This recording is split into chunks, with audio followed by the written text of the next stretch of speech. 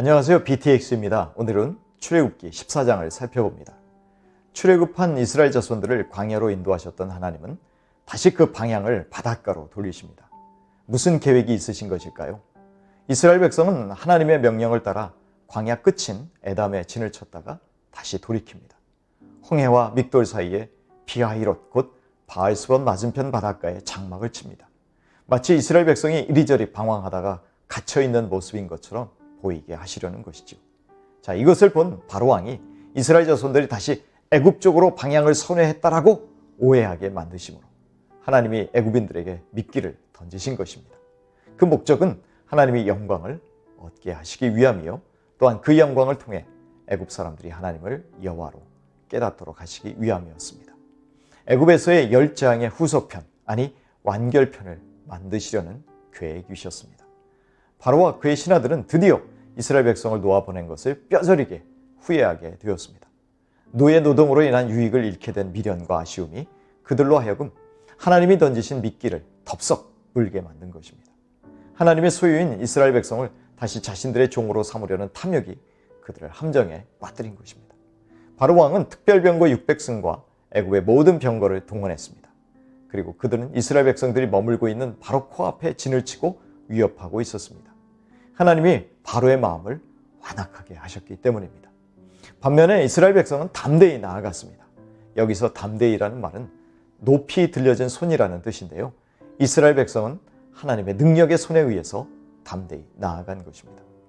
이처럼 사탄은 자기에게 사로잡혔던 사람이 하나님을 섬기는 것을 가만히 두고 보지 못합니다. 그에 하여 사탄은 온갖 수단과 방법을 동원하여 자유를 얻은 하나님의 자녀들을 다시 자신의 노예로 삼고자 하는 것이죠. 지금도 그 집요함은 우리의 상상을 뛰어넘어서 하나님의 교회를 넘어뜨리려고 온갖 계략을 동원하고 있습니다. 그리고 그들은 멀리 있지 않고 바로 우리 앞에 진을 치고 있습니다. 그러나 우리에게는 그들보다 강한 하나님의 손길이 함께하고 있음을 믿고 담대하게 지금 나아가는 믿음의 발걸음을 멈추지 않아야 합니다. 10절부터 14절을 보시면 애굽의 막강한 군대를 마주하게 된 이스라엘 백성들은 매우 당황하고 두려워서 여호와께 부르짖었습니다. 열재앙을 내리신 하나님이 누구이신지를 까맣게 잊어버리고 두려움과 원망이 섞인 아우성을 지른 것이었습니다. 이들은 하나님께 부르짖고는 모세를 원망하고 있습니다. 그러면서 광야로 불러내신 하나님의 계획을 비난하고 있습니다. 이들은 차라리 애굽에서 애굽 사람을 섬기는 것이 더 낫다라고 말합니다. 여기서 낫다라고 번역된 단어는 토브라는 말로 좋다라는 의미입니다. 하나님은 천지를 창조하시고는 보시기에 좋았다라고 말씀하신 바로 그 말씀입니다. 즉 이스라엘 백성들은 노예에서 생활하는 것이 광야에서 자유인으로 죽는 것보다 더 좋다라고 선언한 것입니다. 자유 아니면 죽음을 달라가 아닌 차라리 배부른 돼지로 사는 것이 더 좋다는 것이죠. 그러자 모세는 두려워하지 말도록 백성을 안심시키며 하나님이 오늘날 구원하시는 구원을 보라고 말합니다. 하나님이 친히 싸우실 것이니 가만히 서서 보라고 합니다. 여기서 가만히 서라는 명령형은 너 자신이 굳건히 서라는 재규형입니다. 지금까지 백성들은 하나님이 열재앙을 통해서 구원하셨음을 애굽에서 보았습니다. 그러므로 두려워 떨지 말고 하나님이 그들을 위해서 싸우시는 것을 스스로 보라는 것입니다.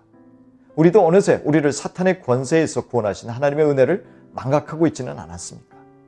하나님은 과거를 기억하지도 못하고 오히려 하나님을 원망하는 백성을 위해서 싸우시는 분입니다.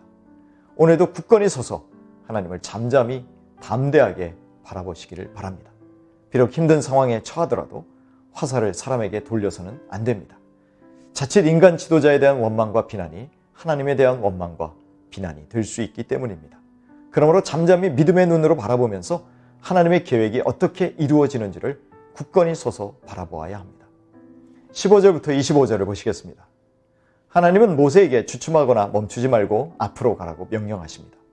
모세는 예전처럼 바다만 보면 하나님이 친히 싸워주셔서 애굽 군대를 패퇴시키실 것이라고 믿고 있었습니다.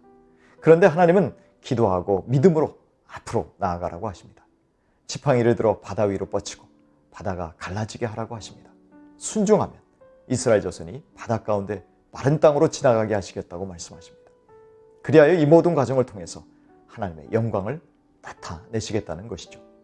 말씀하신 후에 구름 기둥을 뒤로 옮겨서 애굽의 흑암의 세력이 광명한 이스라엘 진에 가까이 하지 못하도록 하셨습니다. 하나님은 이스라엘 백성의 코앞에 잘 훈련된 애굽의 마병과 군사들을 배치시키셔서 위태로운 분위기를 연출하십니다. 그리고 하나님은 홍해를 밤새도록 가르십니다. 그러면서 그 백성들이 모두 홍해를 마른 땅을 밟고 건너게 하십니다. 동시에 바로의 군대가 감히 이스라엘 백성들을 해하지 못하도록 하나님의 사자와 구름 기둥을 옮겨 바로의 군대 앞에 배치하십니다. 하나님은 당신의 백성들을 안전하게 보호하고 계셨습니다. 200만 가까운 백성이 마른 땅을 지나갈 때 하나님은 애굽 마병들이 홍해 속으로 무서운 기세로 달려오도록 허용하셨습니다. 그러자 하나님은 애굽의 군대를 어지럽게 하시고 바퀴가 떨어져 나가서 달리지 못하게 하셨습니다. 하나님은 당신의 백성들을 보호하시기 위해서 모든 수단과 방법을 동원하신 것입니다. 그러므로 상황이 어려울수록 이제 하나님이 놀라운 기적을 베푸실 때라는 것을 믿음의 눈으로 바라보십시오. 죽을 것 같지만 안 죽습니다. 우리가 하나님의 보호를 받고 하나님의 사랑을 입기 때문입니다.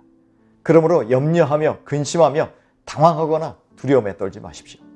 하나님은 당신이 얼마나 크고 위대하신 분임을 알게 하기 위해서 큰 위험과 절체절명의 위기를 우리 앞에 놓으시는 것입니다.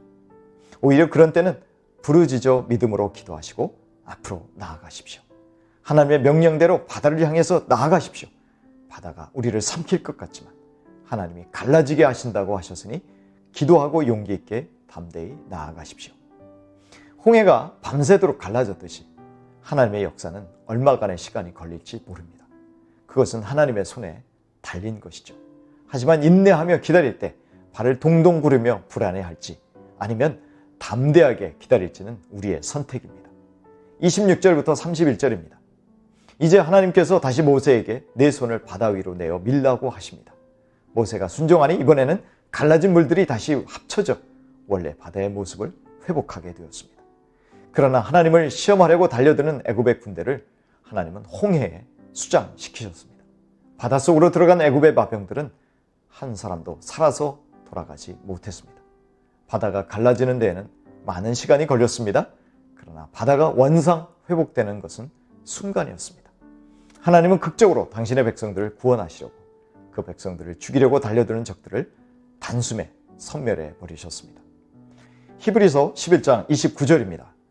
믿음으로 저희가 홍해를 육지같이 건넜으나 애굽 사람들은 이것을 시험하다가 빠져 죽었으며 이처럼 모세의 순종은 또 다른 기적을 불러일으키고 사탄의 세력의 멸절을 보게 하십니다. 그 결과로 백성들이 하나님을 경외하고 하나님을 믿을 뿐만 아니라 그 지도자인 모세를 믿게 되었습니다. 이처럼 하나님은 당신의 종의 권위도 세워주셨습니다. 이와 같이 하나님의 일하심 모든 것을 합력하여 선을 이루게 하신 것입니다.